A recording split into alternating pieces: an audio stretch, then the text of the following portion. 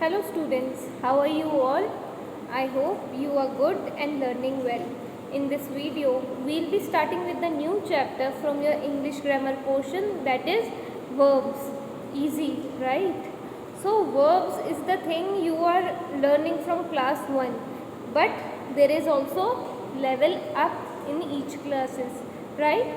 So we'll be doing now in this chapter verbs, kinds of verbs, and how do we use verbs in sentences, how we change the form of the verb to make a correct sentence. Let's begin from here.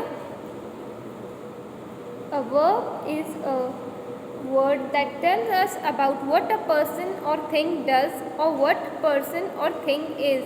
Without verb we cannot write or speak a sentence. So last line क्या बता रही है? Without a verb we cannot write and even speak a sentence. So for a sentence you will always see a verb. And what is a verb?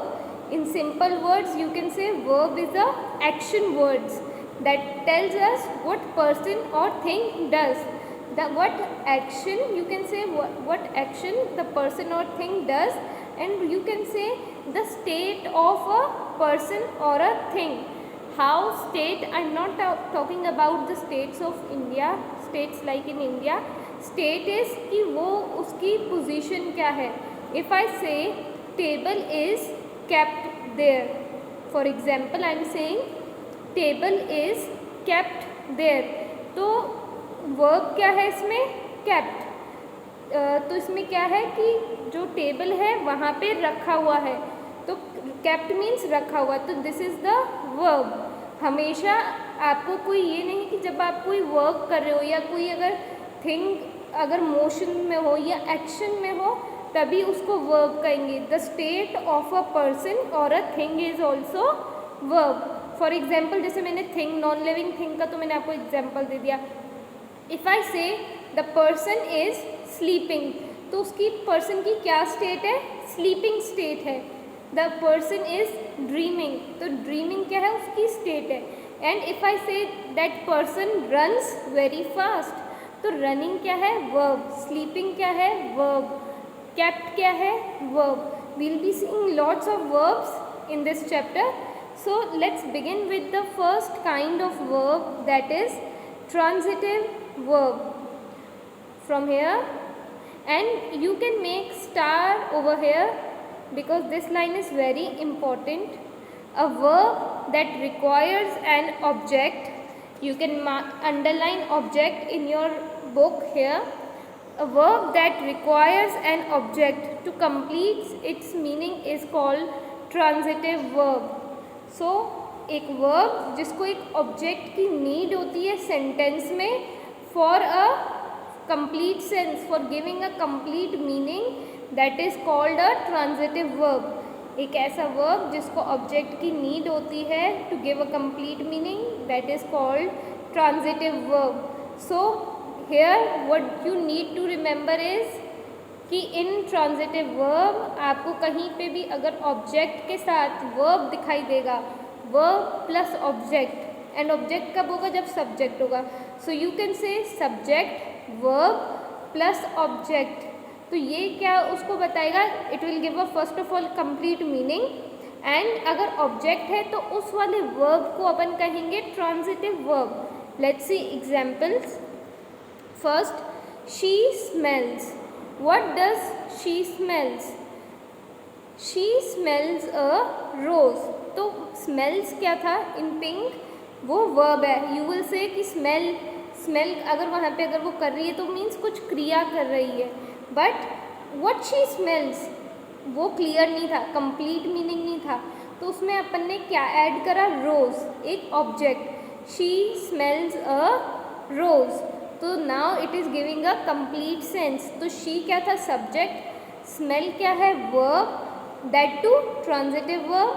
and rose is an object. Second example, the carpenter makes. What does the carpenter make? अगर कोई मुझे कह रहा है the carpenter makes कि carpenter बनाता है, तो ये सिर्फ पार्शियल इन्फॉर्मेशन है, थोड़ी सी इन्फॉर्मेशन है कि बनाता है, बट क्या बनाता है तो वो कैसे पता चलेगा? When I am adding object to it. The carpenter makes furniture, so it is giving a complete sense, and makes is a transitive verb.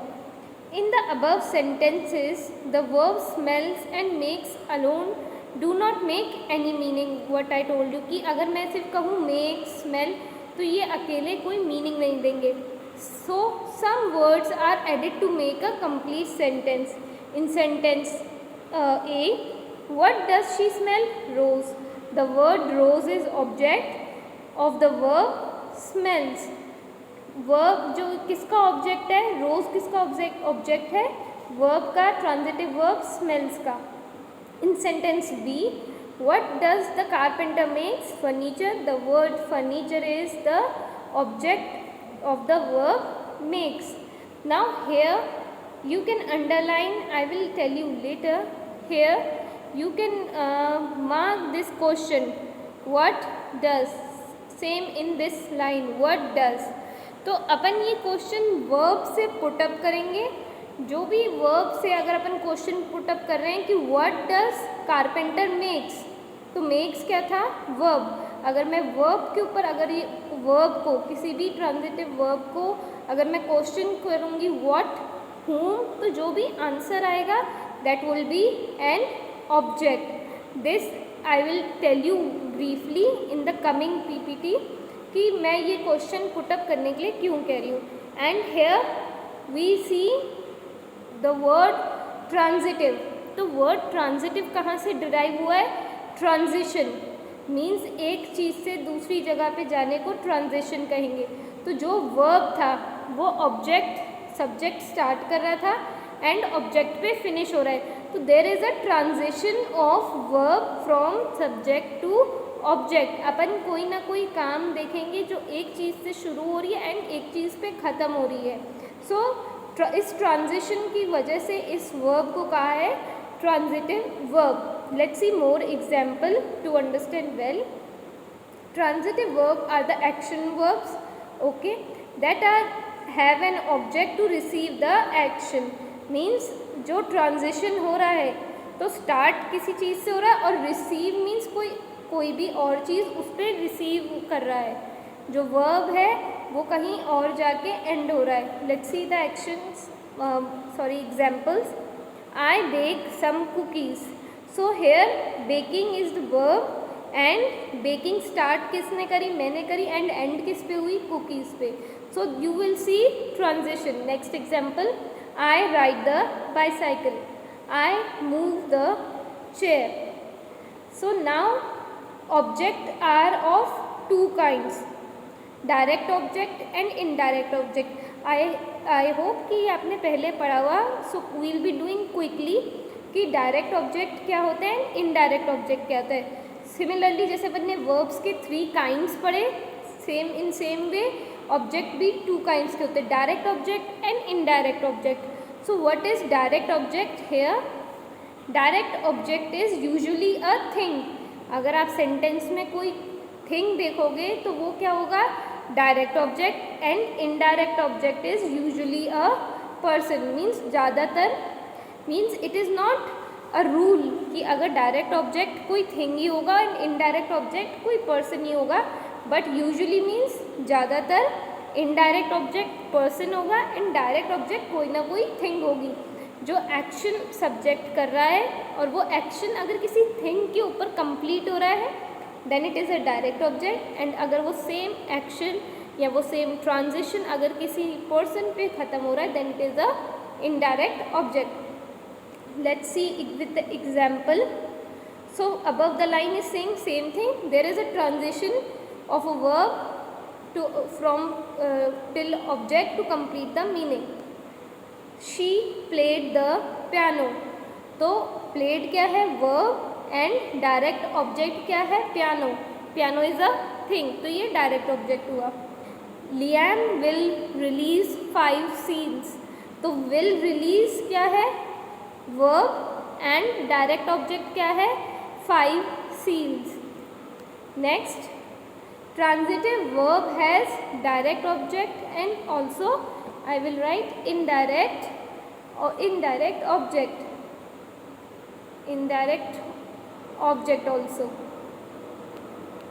Okay, it is the कौन डायरेक्ट एंड इनडायरेक्ट क्या है, receiver of the action. It is either noun, pronoun, और noun में ही सारी चीज़ें आ गई. कैसे, person, place and thing. ठीक है, तो अपन को बेसिकली यहाँ पे कहाँ फोकस करना है, पर्सन एंड थिंग पे भी. And pronoun, he, she, him, her. So pronoun क्या है, ये भी किस में आ जाएगा, इनडायरेक्ट में. एंड थिंग्स और नाउन में basically name are indirect object. So now transitive verb, lastly here transitive verb answers whom and what after the action verb. कि मैं आपको, जैसे मैंने आपको ऊपर मार्क करने के लिए कहा बुक में, कि आप जो एक्शन वर्ब है उस पर आप क्वेश्चन पुटअप करोगे whom and what. कैसे, let's see the example. The teacher taught a new lesson. तो मैं क्वेश्चन करूँगी put up what teacher taught. Answer क्या है, teacher taught a new lesson. So here transitive taught क्या है, transitive verb, because it has the direct object lesson. कि जो teaching का प्रोसेस है वो किस पे एंड हो रहा है, एक लेसन पे. तो लेसन क्या है, direct object, not indirect object. Let's see more example with same questions. We gave a bone to our dog. तो gave is the verb and gave पे मैंने यहाँ पे क्या क्वेश्चन पुटअप करा, we gave what, हमने क्या चीज़ दी. Answer is a bone.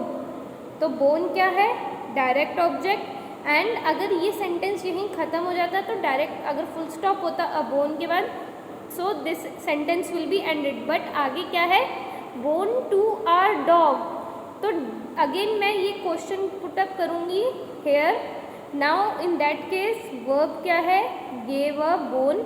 तो अब मैं इसके ऊपर गेव अ बोन के ऊपर क्या क्वेश्चन पुटअप करूँगी, I gave a bone to whom. अब क्वेश्चन आएगा टू हुम. जैसे पहले क्वेश्चन था व्हाट, अब आ जाएगा क्वेश्चन इस चीज़ के ऊपर whom. To whom I gave the bone. Answer is our dog. So our dog is indirect object. Same one more thing here. अब इस सेंटेंस को रीराइट करा गया है. कैसे, हमेशा आप ये मत सोचो कि डायरेक्ट ऑब्जेक्ट जो फर्स्ट थिंग होगी वही आएगी, मीन्स जो पहले प्लेस्ड है. नो, अगर मैं सेंटेंस को इस वे में करूँगी तो इनडायरेक्ट ऑब्जेक्ट पहले आ गया है एंड डायरेक्ट ऑब्जेक्ट बाद में आ गया. मीनिंग सेम है, we gave our dog a bone. So यहाँ पे क्या है, जैसे आप सोचोगे कि बोन फर्स्ट सेंटेंसेस में पहले था तो वो क्या था, a direct object. But no, again giving it. And here we see bone is a thing and dog इसमें आ गया नाउन. बोन क्या आ गई, नॉन लिविंग थिंग. डॉग क्या है, लिविंग थिंग, इसलिए indirect object. Now last question with the same example. He showed a picture. तो question यहाँ पे क्या पुटअप हुआ, he showed picture to whom. तो आंसर क्या है, he showed picture to her. तो her is indirect object and her क्या है, pronoun, and picture is direct object. So okay, so it is the same example. She played the piano. Again piano is a non living thing, it is a direct object. So we end this video here with the transitive verb. So things you need to remember. First, the verb or sentence, basically the verb which needs an object, जिस verb को object की need होती है वो transitive verb होता है. And you will always see subject, verb and object. First, object क्या है, direct object, usually non living things और you can say things. And indirect object क्या है, पर्सन और pronouns. So thank you so much for listening. We'll be doing next 2 kinds of verb in the next video. Thank you so much. Stay safe, stay well.